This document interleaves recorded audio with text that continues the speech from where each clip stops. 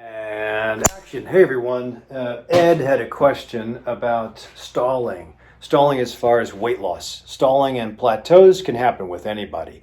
But if this is the first time you're finding me, don't forget to hit the alert button. And then if this helps, share this video or give me a thumbs up. It'll help the channel. So stalling versus plateauing. A lot of my patients, if you come to my office, I have a summit board. And anybody that's made a spectacular improvement in life, I have them sign my summit board and I take pictures with them and we post on social media, which I think is HIPAA illegal, but whatever. That's their permission, obviously.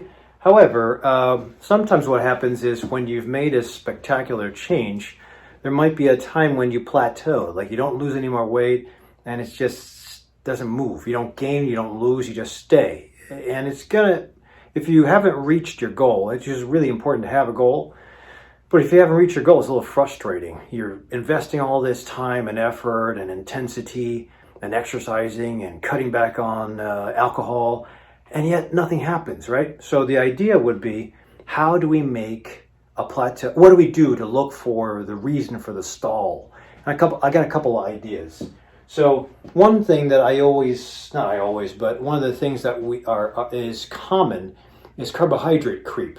So over time, sometimes without being aware of it, you'll have a couple of things that have a combination of protein and carbohydrates or fat and carbohydrate, especially vegetables, beans, legumes, seeds, grains that you take in and you don't realize it, but you're taking a little more. And carbohydrates will pull in, has a macronutrient, water.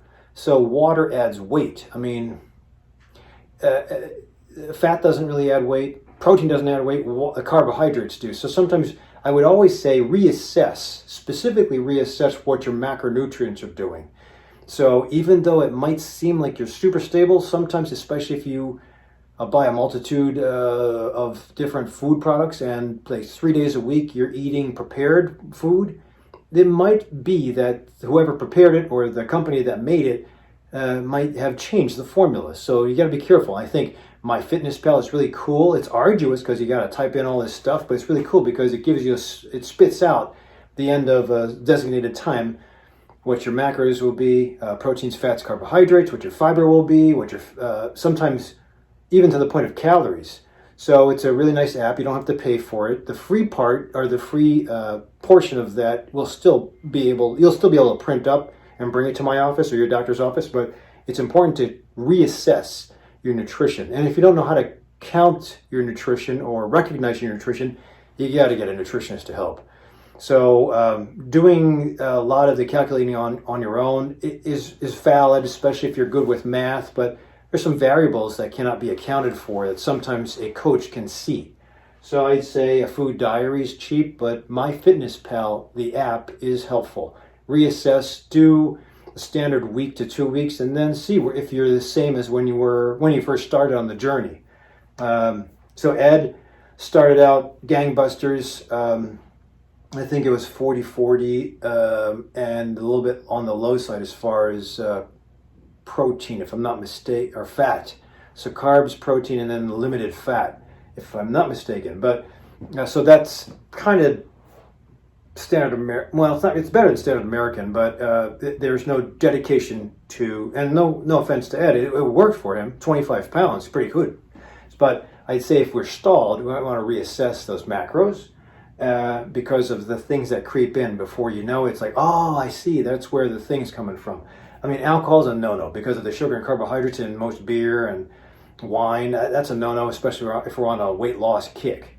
So measure up. Number two, the efficiency of movement can happen. So sometimes what happens is like when people run and they become very good at running, I've seen really sloppy runners in the marathon pack. That's the big pack of people that are half-assed running in a marathon, Chicago especially, that they're the ones wearing like the costumes and the big hair, and they're just out for fun.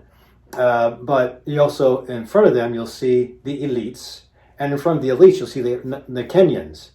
And the Kenyans are just so efficient with their movement. You don't even hear their feet slap in the ground. And they're just moving, they're blunt-faced, they're just sucking in air. There's no stress, there's no grimace. There's no partying, but that's efficiency of movement, and that's efficiency of VO2 max. So sometimes what happens is if you rely on HIIT training or resistance training, after about 3 or 4 months, you might get really good at it, and the body, although you might be doing the same intensity, be doing the same movements, be doing the same weights, maybe peaking every once in a while, your body will be better at it, so it won't have to expend as much energy. So I'd always say in track and field, you should call it dogging it, because some guys that didn't want, when coach wasn't looking, especially around a 400-yard run, at the back end, coach wasn't paying attention, so we get slow. And one of us would say, okay, let's look like we're going fast. And you'd be like this, and yet you'd be walking or essentially just jogging, but coach would know because he'd time us.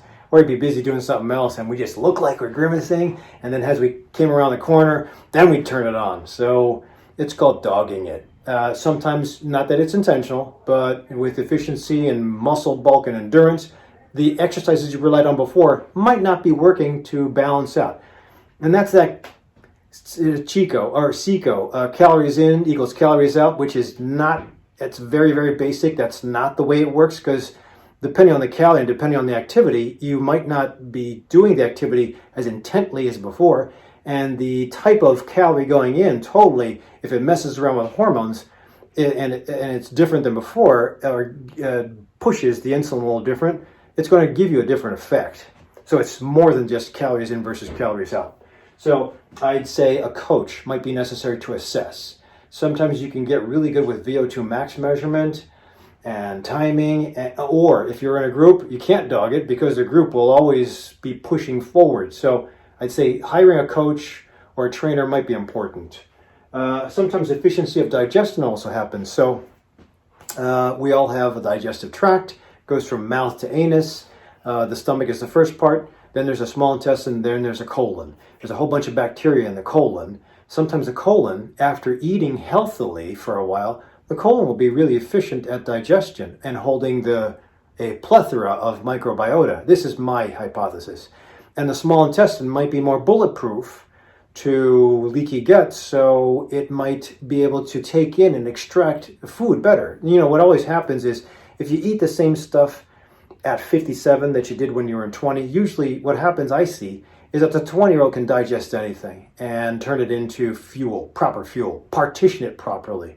The 50-year-old will be really good at that, but the partitioning will be screwed up. So the fuel source that comes in goes straight to like the belly and it looks terrible. And it doesn't go to muscle, even though both age groups will be working out supposedly as hard as before. So I think the gut plays a big proponent in this, especially if you're on probiotics or if you get hit with antibiotics somewhere in the middle of this.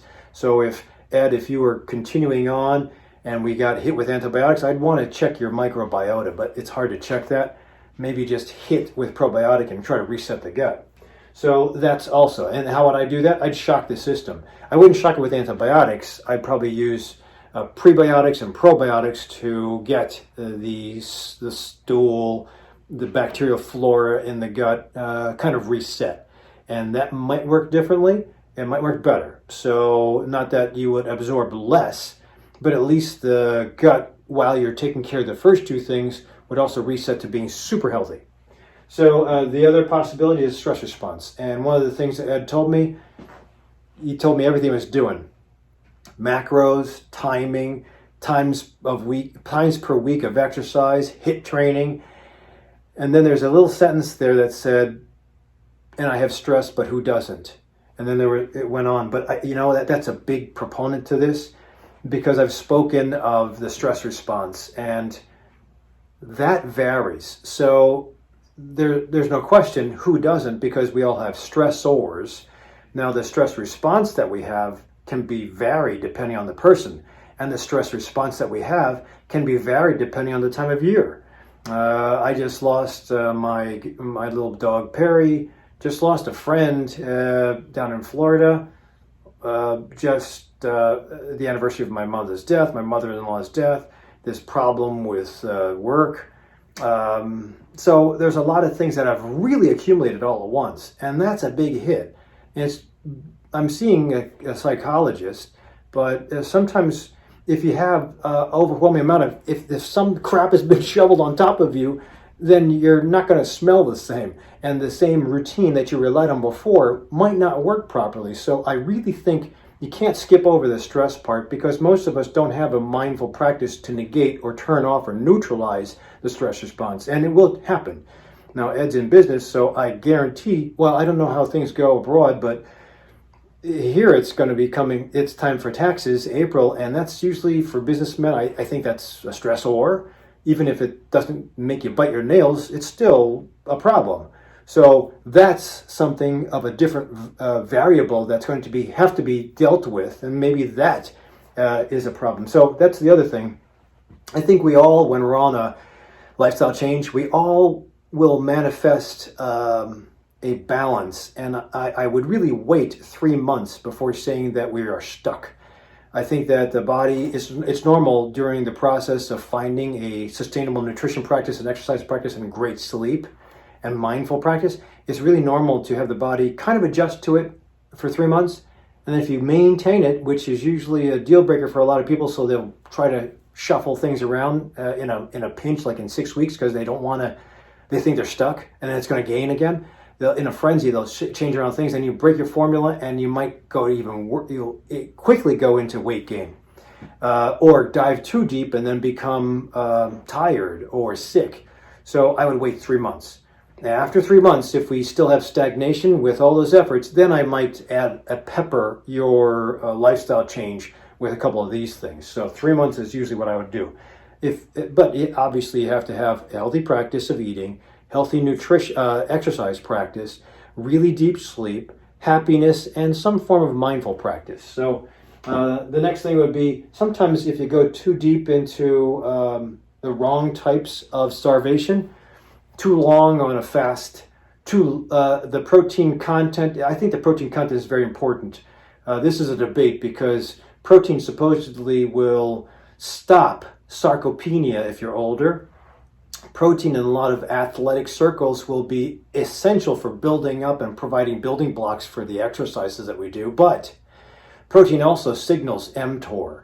mTOR is a pathway in each human cell that sometimes, when triggered, blossoms into inflammation, reactive oxygen species.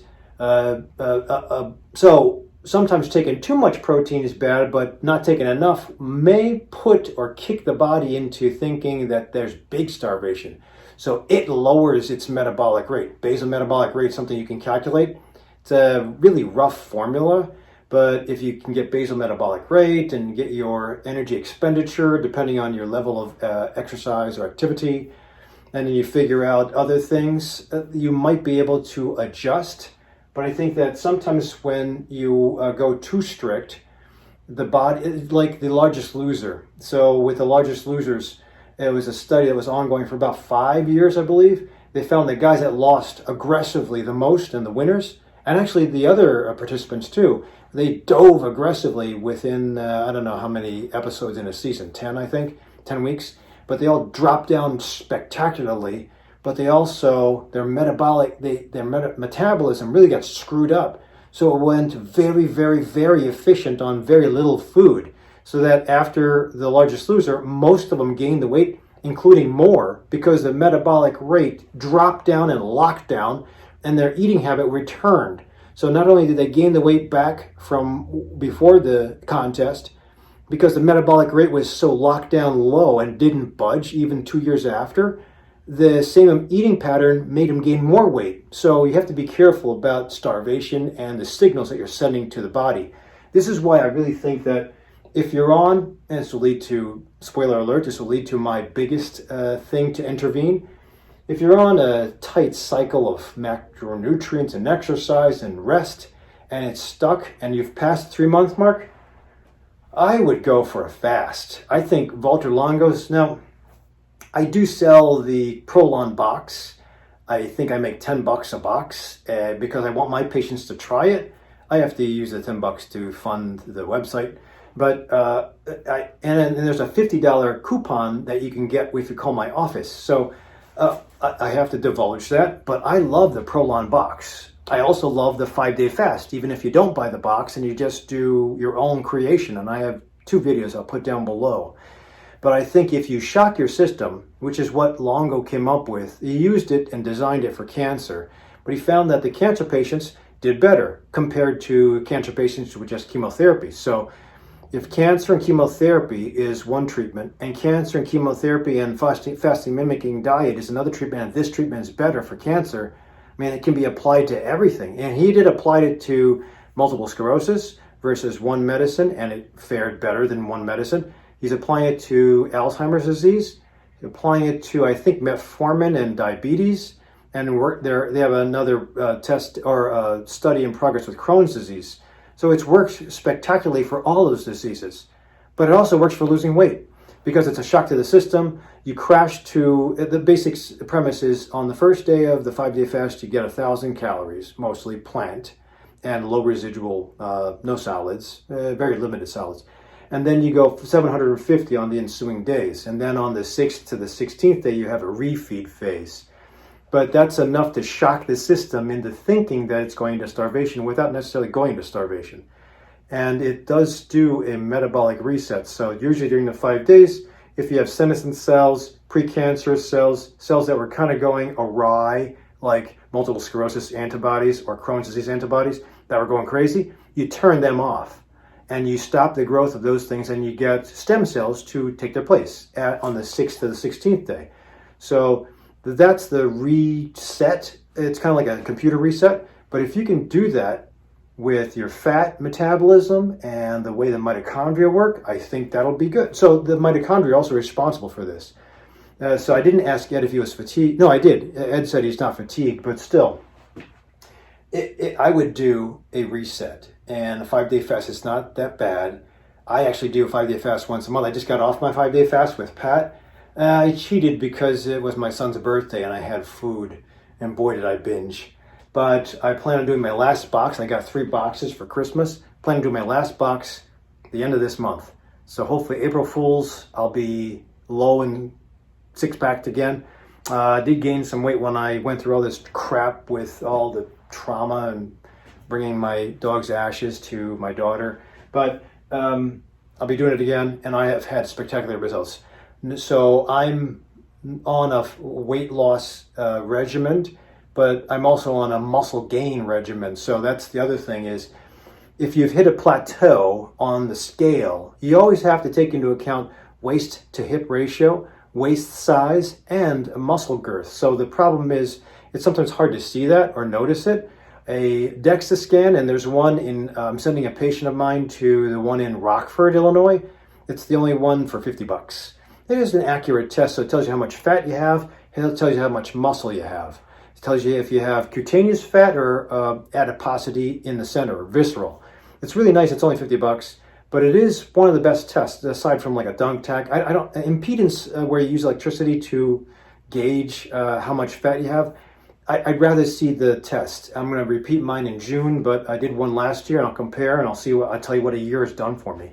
But sometimes if you develop, with all that exercise for the last couple months, develop muscle, and you melt away fat, muscle's heavier than fat, your scale will be the same, and that's why you have to get measurements like a DEXA scan, DEXA. It's kind of the same test that we use for osteoporosis, but they measure fat and muscle. You can do a dunk tank, you can do a bod pod, but those are just hard to get. The DEXA scan in Palatine is way too expensive, so I'd rather take the drive to Rockford. I don't think you even need a prescription, truthfully, but I gave my guy a prescription, so we'll see what his turns out as. So I would try to, so if you have more muscle, your scale will be the same, and it might look like you're stagnant.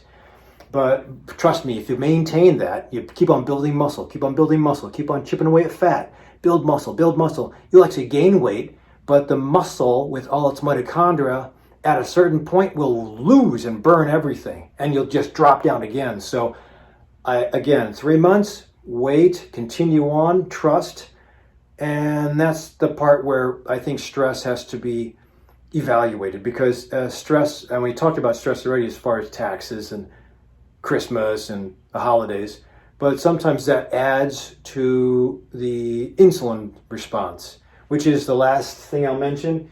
If if you're older, you might have had a problem with either insulin not being adapted properly, or insulin being turned on when you are in ketosis. You're looking for ketosis, but it's not ketosis, and your insulin coming up.